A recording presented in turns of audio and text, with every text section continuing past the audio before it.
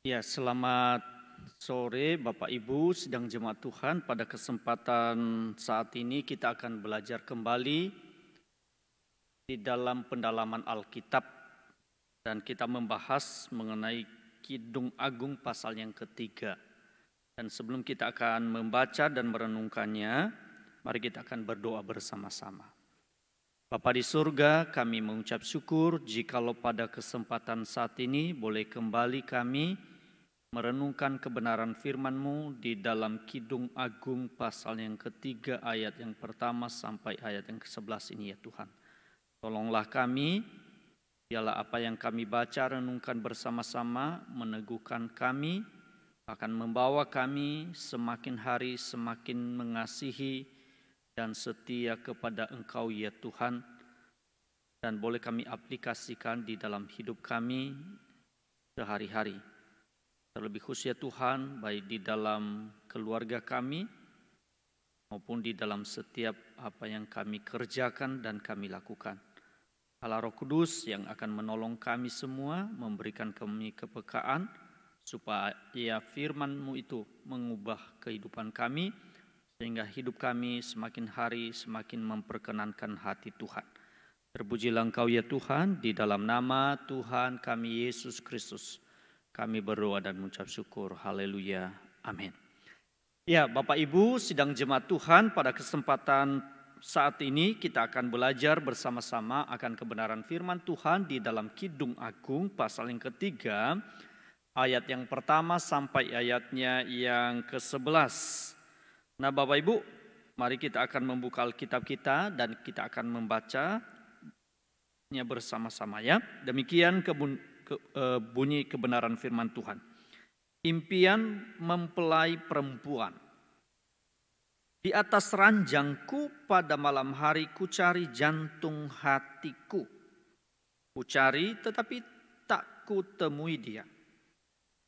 Aku hendak bangun dan berkeliling di kota, di jalan-jalan dan di lapangan-lapangan kucari dia jantung hatiku. Kucari tetapi tak kutemui dia. Aku ditemui peronda-peronda kota. Apakah kamu melihat jantung hatiku? Baru saja aku meninggalkan mereka, kutemui jantung hatiku. Kupegang dan tak kulepaskan dia, sampai kubawa dia ke rumah ibuku, ke kamar orang yang melahirkan aku. Kusumpahi kamu, putri-putri Yerusalem, demi kijang-kijang atau demi rusa-rusa betina di padang. Jangan kamu membangkitkan dan menggerakkan cinta sebelum diingininya. Apakah itu yang membumbung dari padang gurung seperti gumpalan-gumpalan asap, tersaput dengan harum, mur dan kemenyan, dan bau segala macam serbuk wangi dari pedagang? Lihat, itulah Joli Salomo, dikelilingi oleh 60 pahlawan dari antara pahlawan-pahlawan Israel. Semua membawa pedang, terlatih dalam perang, masing-masing dengan pedang pada pinggang karena kedahsyatan malam. Raja Salomo membuat bagi dirinya suatu tandu dari kayu Libanon. Tiang-tiangnya dibuatnya dari perak, sandarannya dari emas. Tempat duduknya berwarna ungu, bagian dalamnya dihiasi dengan kayu arang. Hai putri-putri Yerusalem, putri-putri Sion, keluarlah dan tengoklah Raja Salomo dengan mahkota yang dikenakan kepadanya oleh ibunya pada hari pernikahannya, pada hari kesukaan hatinya. Saudaraku yang dikasihi Tuhan, pada kesempatan saat ini saudara bisa kita melihat di dalam bagian ini bahwasanya sang wanita ini mencari sang kekasihnya. Bagaimana digambarkan di dalam bagian ini saudaraku, bahwa sang gadis itu sedang mengungkapkan mimpinya. Bagaimana cemasnya ia terhadap keberadaan sang kekasihnya. Wah, cintanya, kasihnya itu bergelora, ya.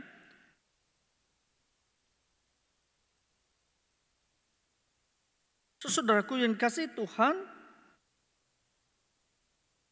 sungguh sang gadis ini sangat merindukan sekali sang kekasih itu di dalam hidupnya. Sehingga itu akan nampak melalui mimpinya. Nah, upaya pencarian ini berlangsung di tempat tidurnya loh saudara. Di atas ranjangku pada malam hari ku cari jantung hatiku. Di dalam ayatnya yang pertama tadi dia mengatakan, di atas ranjangku pada malam hari ku cari jantung hatiku. Artinya saudara, si gadis ini saudara yang senantiasa merindukan sang kekasihnya. Dan kerinduan itu bergelora di dalam hatinya. Sehingga kerinduan ini nampak melalui mimpinya.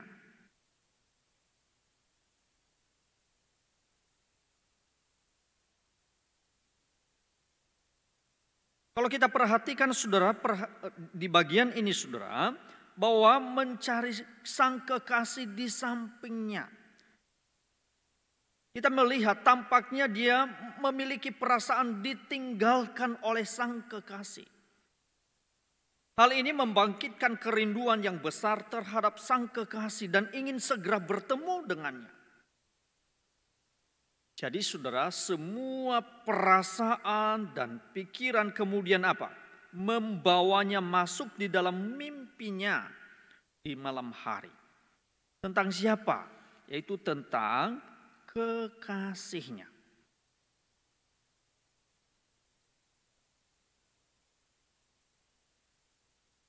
Di dalam mimpi sang kekasih ini dikisahkan di sini saudara, bahwa sang gadis itu bermimpi bahwa ia bangun dan pergi berkeliling kota mencari mempelai prianya di lapangan-lampangan.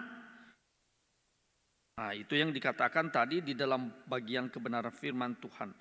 Aku hendak bangun dan berkeliling kota di jalan-jalan dan di lapangan-lapangan, ku cari dia jantung hatiku. Ku cari, tetapi tak kutemui.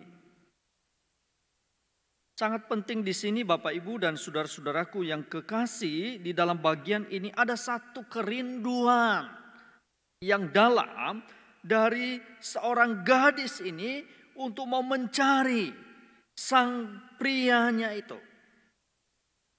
Tapi dikatakan tadi di dalam usaha itu tentunya dia tidak menemukannya. Dikatakan tadi. Itu di dalam ayat yang satu. Ku cari tetapi tak kutemui dia.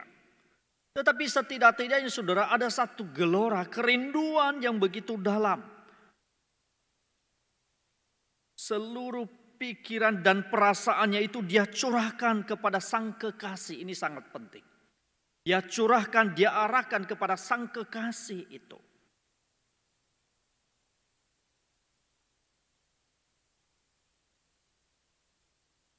Saudara, di dalam bagian ini saudara bahwasanya ketika dia mencari sang kekasih itu saudara, dia berusaha sedemikian rupa. Dia bertanya. Dia bertanya kepada siapa? Tadi dikatakan dia berusaha sedemikian rupa. Mencari tahu. Ada satu keinginan, kerinduan yang begitu dalam di dalam hatinya. Jadi dia tidak hanya berdiam saja.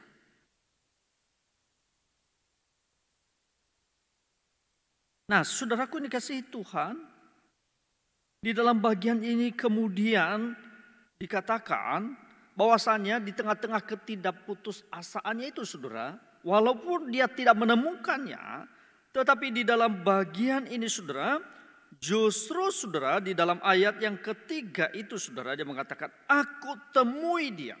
Nah ini penting saudara. Walaupun pertama di dalam pencariannya dia tidak menemukan saudara. Memang ini adalah satu gambaran bahwasannya ada kerinduan. Tetapi kerinduan itu tidak menjadi sia-sia. Tetapi justru Tuhan menyatakan kasih-Nya yang besar. Itu sebabnya di dalam bagian ini saudara, di dalam ayat yang ketiga itu kemudian sang gadis bertemu dan bertanya kepada peronda-peronda kota, apakah kamu melihat jantung hatiku?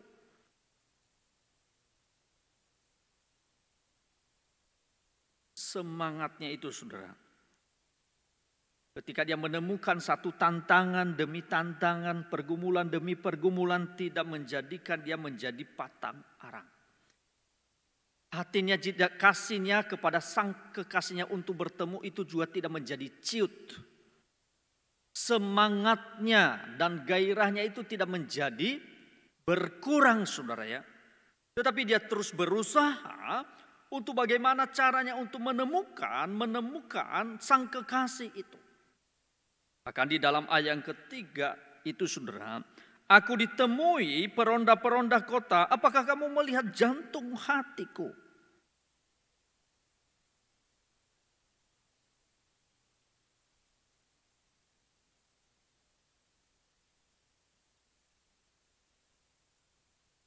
Saudara, para peronda-peronda itu saudara menghadapi dengan perasaan curiga. Gadis ini menanyakan kekasihnya kepada mereka. Saudara, dalam mimpi adegan-adegan beralih dengan cepat karena itu tampak ada sifat mendadak dari pertanyaan itu saudara. Namun hasilnya sekali lagi tidak sia-sia. Hal ini melambangkan keterbatasan dan kesia-siaan manusia dalam memberikan jawaban terhadap usaha mencari dan menemukan Tuhan yang sejati. Manusia berdosa tidak akan mampu menemukan Tuhan yang kudus saudara. Oleh karena itu Tuhan yang sejati rela datang mencari sendiri manusia yang berdosa dan menyelamatkan kita. Bersyukurlah atas kasih-Nya. Itu sebabnya bagian ini saudara dilanjutkan di dalam ayatnya yang keempat dan kelima.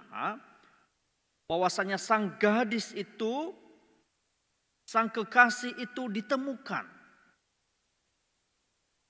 Di dalam ayat yang keempat-a, mimpi sang gadis ini dan kerinduannya akan kekasihnya mencapai klimaks. Ketika usaha pencarian telah usai, baru saja aku meninggalkan mereka. Di dalam ayat yang keempat-a, dia mengatakan, baru saja aku meninggalkan mereka, ku temui jantung hatiku. Saudara, hal ini menunjukkan bahwa ia telah menyerah total dalam usaha mencari atau suatu pengakuan terhadap keterbatasan dan kesia-siaan dalam usaha mencari. Saudara, sudah menyerah dia. Dan dia tidak menemukan. Tetapi ada satu kejutan saudara. Dalam keadaan yang sedemikian, di mana baru saja ia melewati para peronda. Alkitab mencatat tadi saudara di dalam ayatnya yang keempat itu. Baru saja aku meninggalkan mereka, kutemui jantung hatiku. Artinya apa? Baru saja ia meninggalkan peronda itu atau penjaga-penjaga itu saudara. Kemudian ia menemukan sang kekasih. Ini adalah satu kejutan saudara. Artinya apa? Bukan karena usahanya sendiri, melainkan sang kekasih yang menampakkan dirinya kepada sang gadis itu.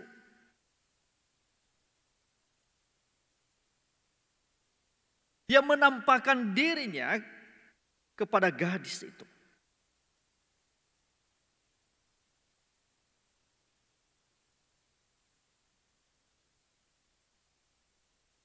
Sungguh ajaib, saudara. Bahwasanya tidak hanya saja dia menyampaikan dirinya untuk ditemukan oleh sang gadis itu, lalu dipegang, lalu dibawa pulang ke kamar ibunya sendiri.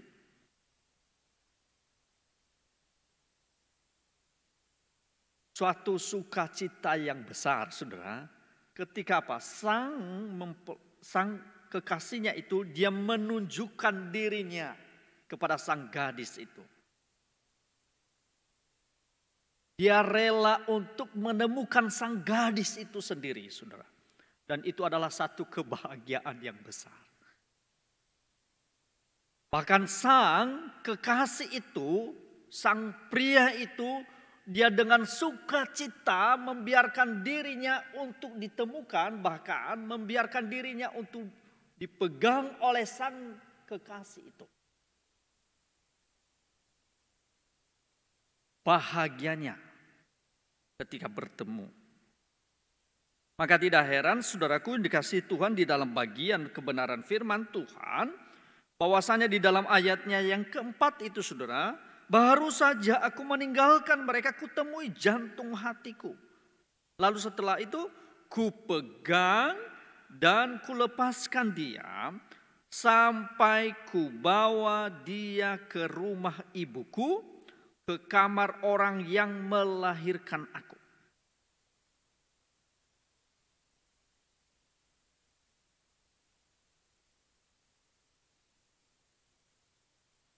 Saudara, dikatakan ia membawa ke tempat yang paling aman dan intim yang dia tahu, yaitu kamar tidur ibunya. Jadi saudaraku yang dikasihi Tuhan, setelah sang kekasih itu menyatakan dirinya kepada sang gadis itu, alangkah bahagianya.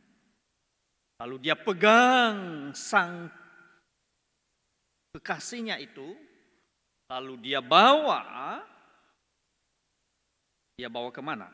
Tapi dia bawa ke rumah ibunya. Bahkan ke kamar orang yang melahirkannya. Artinya apa saudaraku yang dikasihi Tuhan di dalam bagian ini saudara? Seorang gadis itu ketika dia sudah berjumpa dengan sang kekasihnya itu dikatakan langsung dia pegang, langsung dia bawa ke tempat yang paling intim,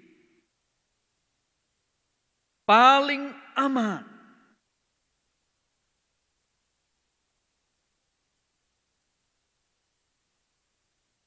Saudara, kamar di sini saudara berbicara tentang keintiman. Pasti suci bagi perempuan muda itu. Tindakannya itu mempelai laki-laki ke sana menunjukkan kelembutan kasih sayangnya kepada dia. Kemurnian cintanya. Ketulusan cintanya. Yang penuh dengan kelemah lembutan, saudara.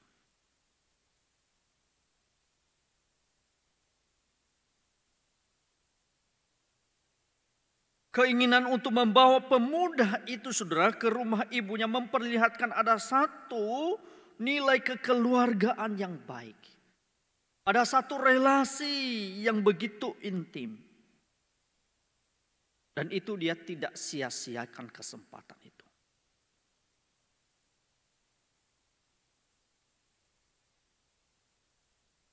Tidak hanya saja itu saudara, karena hal itu juga terjadi karena apa? Ada hubungan yang baik, relasi yang baik antara ibu dan anak. Sehingga sang ibu dipercayai dan dipanuti anaknya saudara tempat itu. Unik sekali.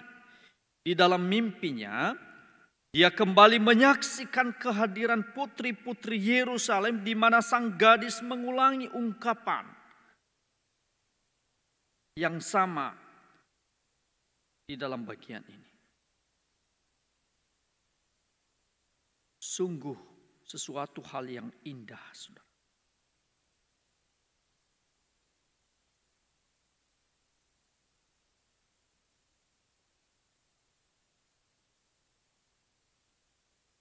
Dia tidak bawa ke tempat yang lain, tetapi dia dibawanya ke tempat yang nyaman, yang aman, yang baik.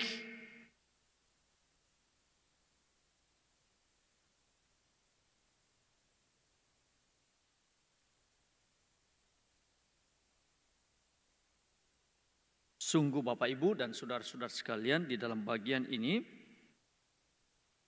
bahwasanya sang gadis itu tidak menyia-nyiakan kesempatan itu.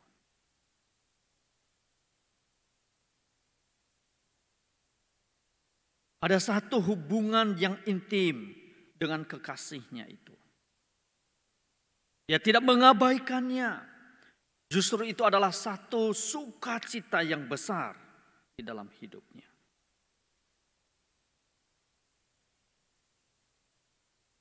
Karena di dalamnya ada satu komitmen, ada satu ketulusan, dan di dalamnya ada satu kasih sayang, kelemah lembutan.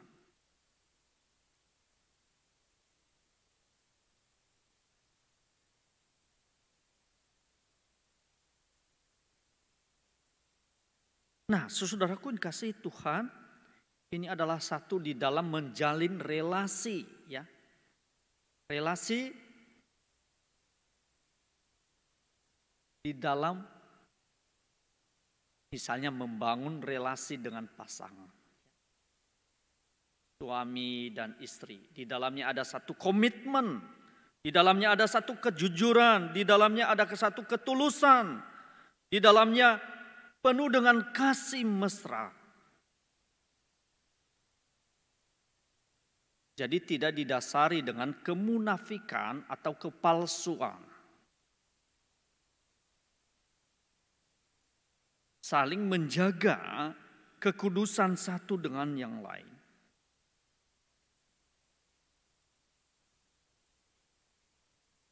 Bahkan wanita atau sang gadis ini saudara tidak ada memimpikan yang lain kecuali sang kekasihnya.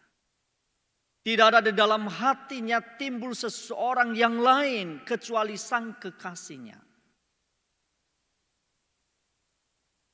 Tidak ada hal yang lain yang ada timbul di dalam hatinya yang paling dalam kecuali sang kekasihnya.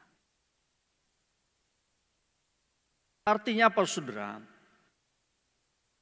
Wanita ini saudara secara totalitas pikirannya, di dalam hatinya, dia memikirkan tentang kekasihnya.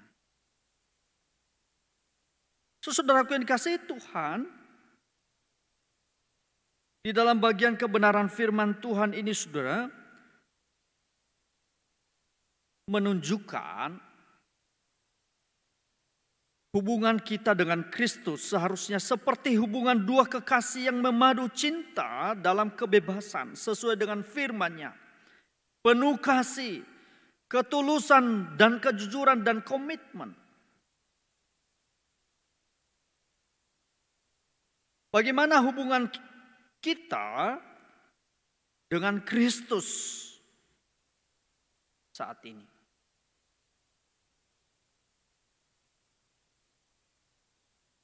Bagaimana relasi kita dengan Kristus saat ini? Bagaimana relasi gerejanya dan sang mempelai pria itu, yaitu Kristus sendiri?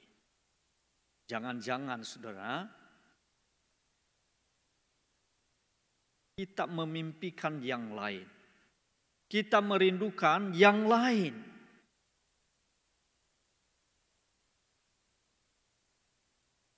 Jangan-jangan saudara yang ada di dalam hati kita hal-hal yang lain. Tetapi di sini mengajarkan kita bahwa seperti seorang gadis itu yang ada di dalam hatinya, yaitu kekasihnya dan tidak ada hal yang lain. Dia tidak membangun relasi dengan yang lain, dengan hal-hal yang lain, kecuali kekasihnya itu sendiri. Di dalam pikirannya tidak ada hal yang lain terkecuali kekasihnya itu sendiri. Tentunya hal ini menjadi kerinduan di dalam hidup kita sebagai orang-orang percaya. Di dalam hubungan kita dengan Kristus seharusnya seperti hubungan dua kekasih yang memadu cinta di dalam kebebasan sesuai dengan firman-Nya yang penuh dengan kasih, ketulusan, dan komitmen di dalam hidup ini.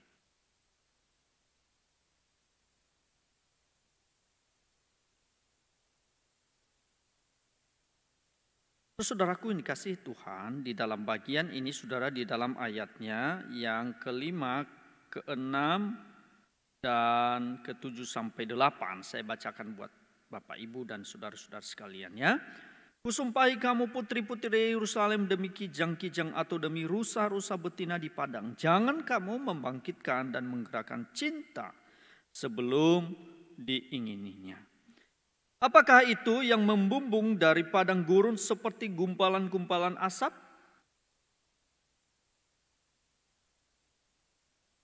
Tersaput dengan harum, mur, dan kemenyan, dan bau segala macam serbuk wangi dari pedagang.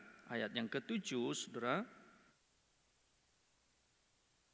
Lihat, itu Joli Salomo, dikelilingi oleh 60 pahlawan dari antara pahlawan-pahlawan Israel. Semua membawa pedang, terlatih dalam perang, masing-masing dengan pedang pada pinggang karena kedahsyatan malam. Nah, di dalam bagian ini saudara, kita melihat tidak hanya saja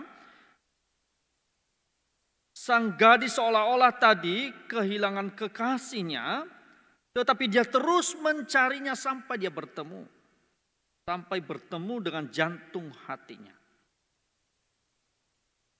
Dan memang sang pria itu menyatakan dirinya, sehingga itu adalah satu kejutan ketika dia seolah-olah tidak menemukan sang pria tadi. Tetapi prianya itu sendiri yang menyatakan alangkah bahagianya hati sang gadis itu. Seharusnya demikian kita ya. Di dalam kita mengasihi Tuhan dalam hidup ini. Nah, di bagian 6 dan sampai ayat 8 ini saudara, sebenarnya sang wanita ini mempersiapkan dirinya. Mempersiapkan dengan sungguh-sungguh untuk pernikahan, memasuki dalam pernikahan itu. Tidak hanya saja persiapan dalam persoalan pesta, tetapi juga lebih penting persiapan diri untuk memasuki kehidupan pernikahan itu. Kalau kita melihat dalam bagian ini saudara, kemegahan iri-iringan dia mengatakan di dalam ayatnya yang ke-6 ini. Apakah itu yang membumbung dari padang gurun seperti gumpalan-gumpalan asap, tersaput dengan harum mur dan kemenyan, dan bau segala macam serbuk wangi dari padang. Saudara, kalau kita melihat ini saudara, semua impian dan kerinduan gadis Sulam untuk bersatu dengan sang kekasih menjadi satu kenyataan. Kita melihat saudara bagaimana pernikahan ini yang begitu megah, yang telah dipersiapkan dengan sungguh-sungguh.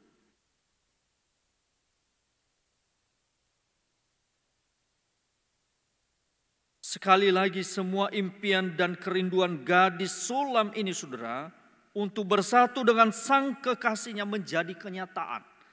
Jadi tidak hanya sekedar impian, tidak hanya saja sekedar mimpi atau halusinasi atau imajinasinya saudara. Tetapi ini adalah satu kenyataan. Kenyataan apa saudara? Bahwa gadis Sulam ini bersatu dengan kekasihnya.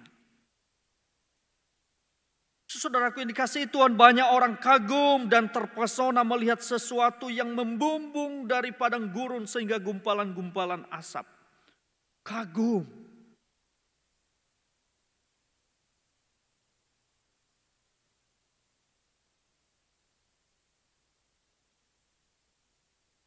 Itu di dalam bagian A tadi dikatakan, apakah itu membumbung dari padang gurun seperti gumpalan-gumpalan asap, tersaput dengan harum mur dan kemenyan dan bau segala macam serbuk wangi dari pedagang.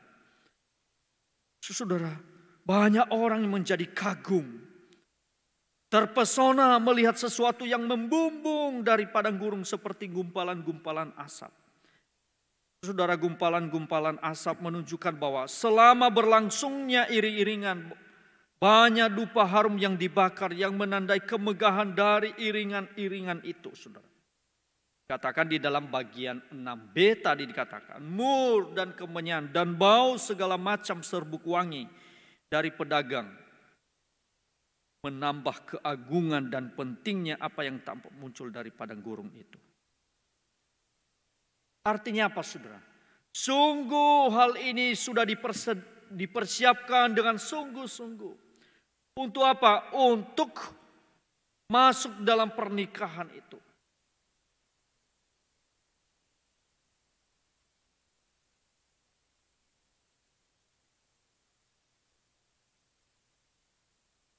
Yang menjadi sentral di dalam bagian itu difokuskan adalah mempelai pria itu yang menjadi kepala keluarga, saudara.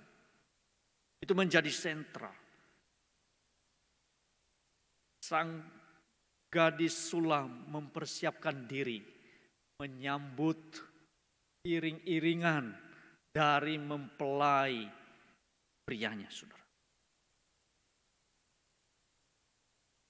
Begitu kagumnya orang melihat pesta itu. Menyaksikan, begitu banyak orang terpesona menyaksikan tentang hal itu.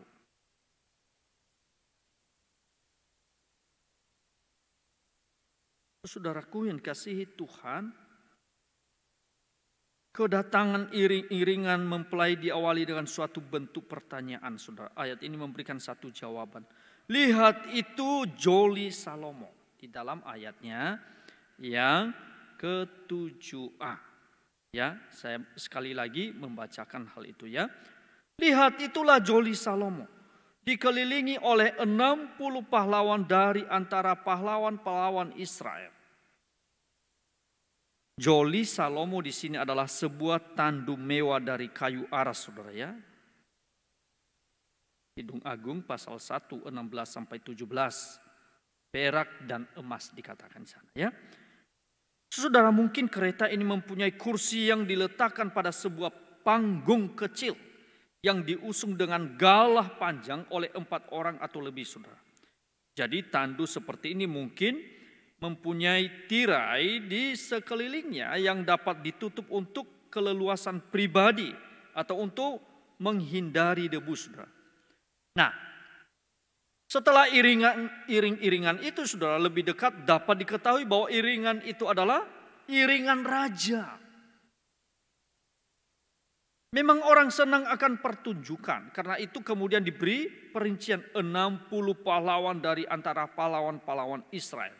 Di dalam 7b tadi. 60 pahlawan ini adalah pasukan elit dari raja, yaitu 1/10 bagian dari pasukan pengawal pribadi raja. Begitu megahnya, saudara. Sang raja dan sang mempelai wanitanya.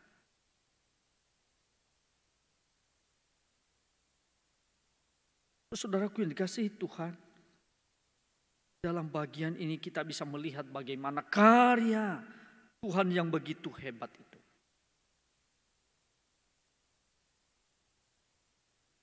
Kalau kita melihat dalam bagian ini, semua membawa pedang, terlatih dalam perang.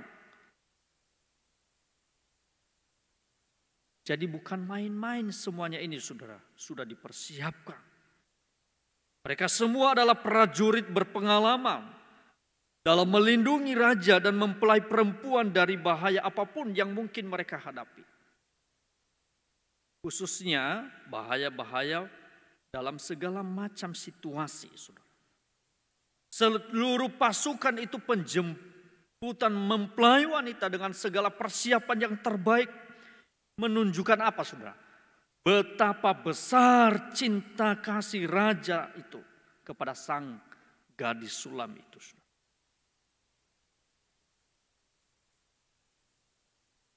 Kemegahan dan keindahan prosesi pernikahan itu sangatlah tempat untuk peristiwa yang begitu penting itu. Oleh karena itu, saudara, sepatutnya pernikahan diperingati dengan cara yang khusus. Oleh sebab itu, pasangan yang hidup bersama tanpa ikatan pernikahan tidaklah menunjukkan komitmen sesungguhnya kepada pasangannya. Bahkan itu melanggar kesucian pernikahan dan bertentang dengan standar kemurnian kebenaran firman Tuhan. Saudaraku yang dikasihi Tuhan, apa aplikasinya di dalam bagian kebenaran firman Tuhan ini, khususnya di dalam ayatnya yang ke-6 sampai ayat yang ke-8. Yaitu Tuhan Yesus Kristus juga akan menjemput kita, umatnya atau gerejanya, pengantin wanitanya ke dalam apa? Dia membawa kita dalam kerajaannya di sorganya yang mulia. Sambil kita apa, saudara? Sambil menanti kedatangannya. Hendaklah kita hidup dengan penuh ucapan syukur, iman, kesetiaan dan pengharapan kita kepada Tuhan kita, Yesus Kristus, sang mempelai pria itu.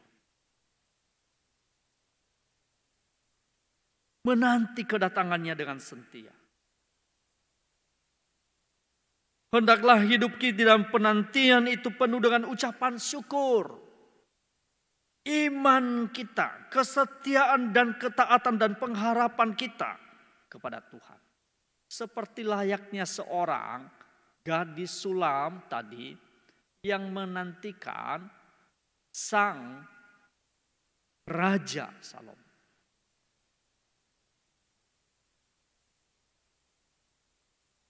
Di dalam penantiannya, di dalam pencariannya, dia tidak menjadi pudar kasihnya. Di dalam pikirannya hanya dia menanti sang kekasihnya itu, saudara. Di dalam hatinya ada satu ketulusan dan kemurnian, kejujuran bahwa dia hanya menunggu, bahkan menantikan, bahkan merindukan sang kekasihnya itu, sang prianya itu. Tidak ada hal yang lain. Tidak ada pria yang lain.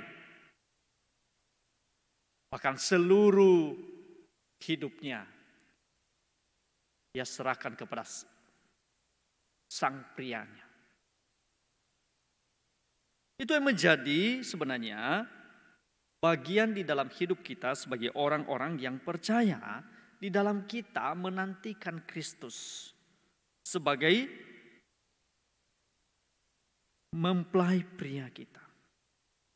Dan kita pastikan bahwa Tuhan Yesus akan menjemput kita, umatnya, gerejanya, pengantin wanitanya.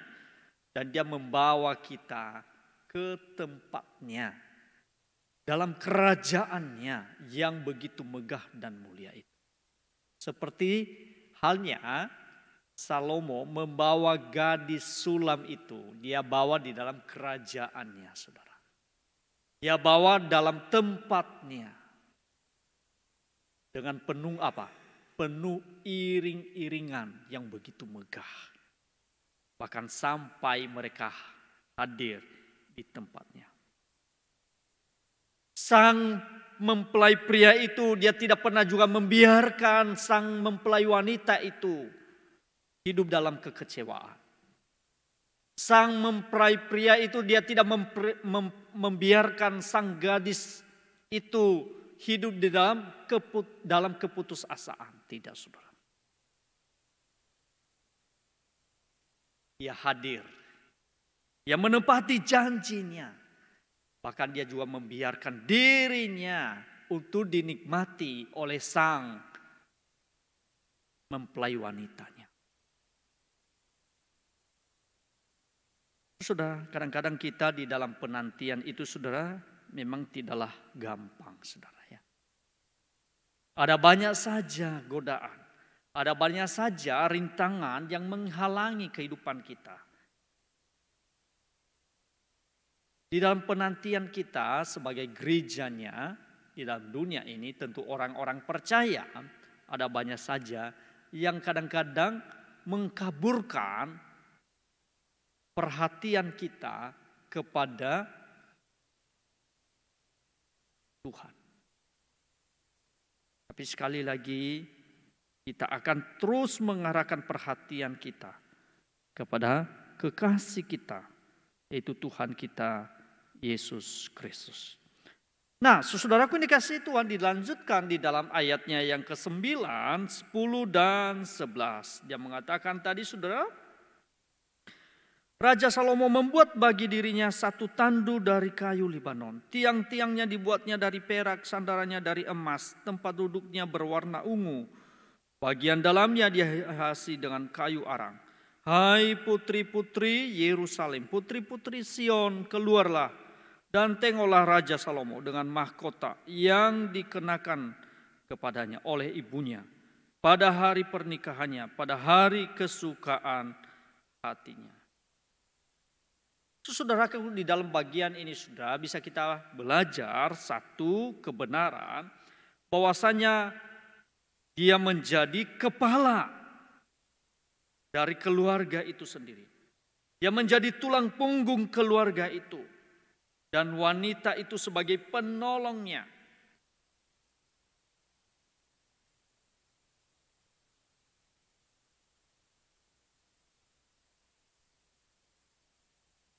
Sungguh, sang pria itu bertanggung jawab sepenuhnya.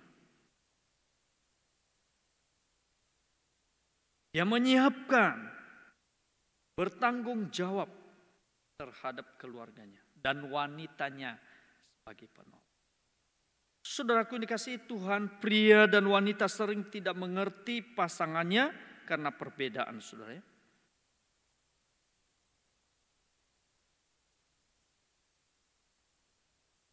Namun di dalam bagian ini mengajarkan kepada kita bahwasanya sungguh adalah satu relasi satu dengan yang lain. Termasuk di dalam keluarga kita, suami dan istri itu saling memahami, saling mengerti di dalam tugas dan tanggung jawabnya masing-masing. Bukankah itu juga yang diajarkan kepada kita dalam kebenaran firman Tuhan? Laki-laki harus tunduk kepada Kristus, ya. Demikian juga sebaliknya, wanitanya tunduk kepada suaminya. Ini adalah satu relasi yang tidak bisa dipisahkan. Suami mengasihi istrinya. Jadi ada satu ordo yang telah Tuhan tetapkan di dalam kita membangun keluarga di dalam dunia ini, saudara, ya.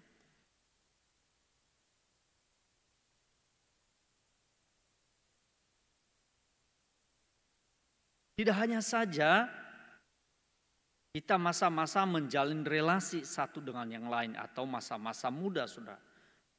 Tetapi dari muda ketika kita membangun relasi, masih pacaran zaman sekarang ini ya. Setelah menikah pun bahkan sampai maut memisahkan. Jadi saudara masing-masing menyadari atas tanggung jawabnya masing-masing.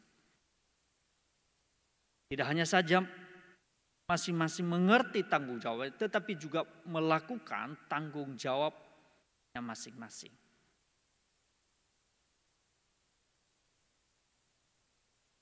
Itu sebabnya di dalam bagian ini saudara, bahwasanya menjadi satu yang kokoh, yang dipersiapkan oleh Raja Salomo.